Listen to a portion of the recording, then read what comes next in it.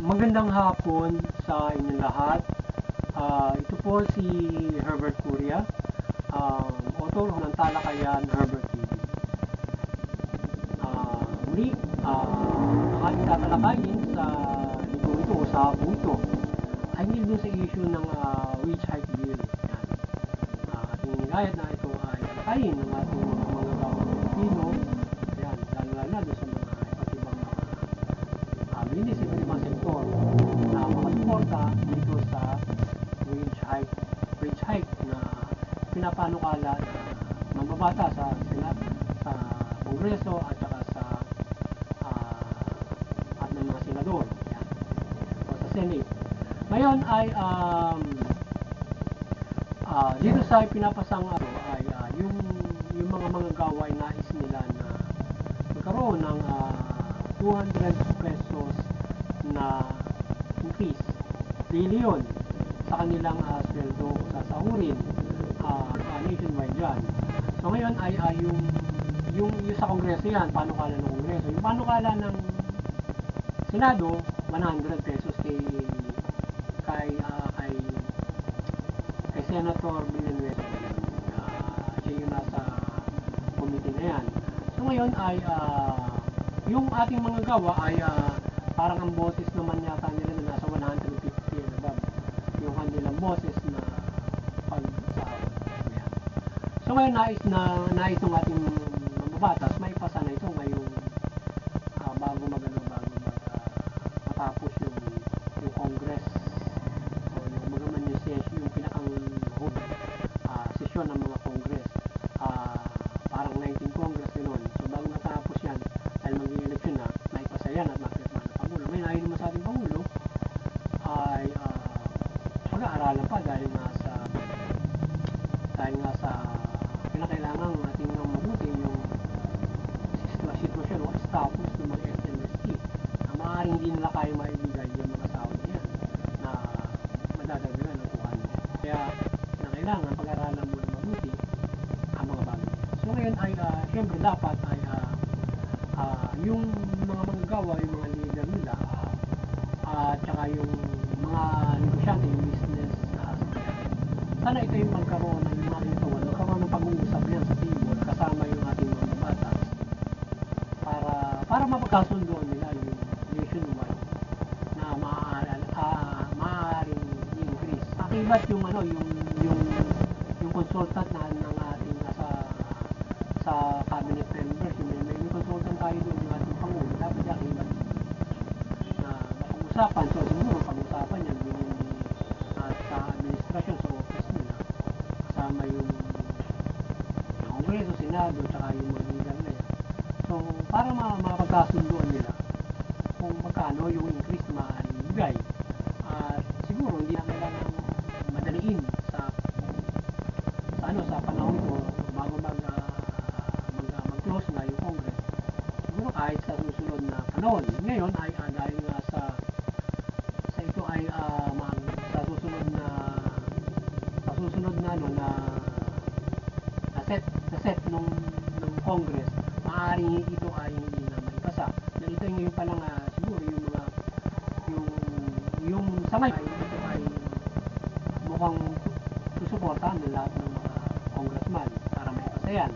Ngayon kung ito ay sa susunod na set noon, maaaring mag-iba yung ihip ng hangin na maaaring hindi maipasa yung 200 or iba o hindi na suportahan yan. So siguro tingnan mabuti yung mga bagay-bagay niya sa magkabilang side para malaman kung ano mas maganda, lalo na ngayon kung ito susuportahan para yung Congress, yung Senado ay kaysa na ito ay maipasa yung wage hike para matulungan naman yung mga magagawa makupaban yun. So ngayon ay tingnan mabuti yung ating mga negosyante, kaya naman nila maibigay yun. Kasi from the wage hike na nangyari na iwan nila sa kanilang mga negosyo ay pwede namang makupapan yung increase from sales. So palalakihin nila yung sales para makupapan or else sila ay medyo kahit konting bawas sa kinikita, siguro patulog sila doon sa mga lalo yung malalaki. Ngayon ang problema yung maliliit. So siguro pag-isipan mabuti kung paano kukuha pa ng maliliit, yung 200. Kaya maaari siguro tingnan mo kung pwedeng hatiin nyo, siguro maaari. Kung MSME, pwedeng 100. Doon sa mas malaki, malaking kumpanya, kapag siguro yung medium and above o yung large, yun 200 ang bibigay. Pero dun sa MSME siguro pwede 100, mga ganon, kung po pwede yun. Or else syempre tingnan mabuti ka na magagawa ng paano pwedeng makukuha ng MSME at saka ng large na mga corporation. So kasi magkaiba sila, di ba?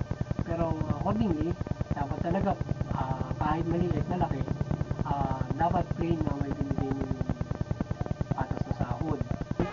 Yan ay dapat dumating yung sa tamang panahon, yung wage board at yung ating puputupad ng pagnegosyo, dapat ako pa yan, lalo na pagka mag-increase, di ba? Kasi may increase naman lagi yan.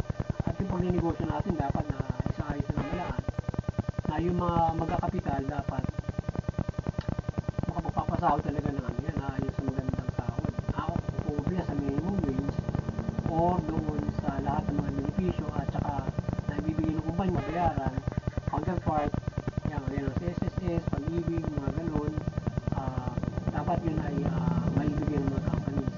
So ngayon ay yung mga susunod ng mga panahon dapat yun yung paano gawin. Kaya kailangan dapat ay pag-aralan mabuti ng pamahalaan.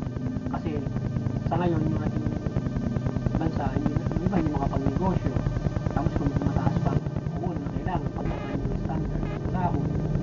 So ngayon ay tingnan mabuti kung paano magagawa ng pamahalaan para hindi mo tatayo ng negosyo or ikaw ay may employ. So kasi kailangan kung dapat ka makapagtayo ng negosyo, ganun dapat yung tumunan mo para makapag-pasweldo ka or para doon sa halimbawa kayo pamilya lamang na mag-negosyo. Kung may employee ka, dapat yun yung tumunan mo. Pero kung pamilya lang, kung pwedeng ganun.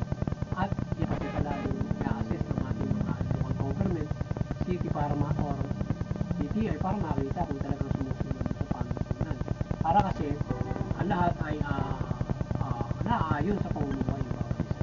So ngayon balik tayo doon sa sa pagtaas ng sahod. So sana siguro ay ang lahat ng mga gawa payag dyan. Siyempre tumas na ng tuhanan, magkano rin sa isang buwan or 100. So ngayon ay ang problema ay kailangan pag-aralan siyempre ayon sa nasabi ng Pangulo kung baka yung mga maliliit na kumpanya ay hindi nila kayanin doon.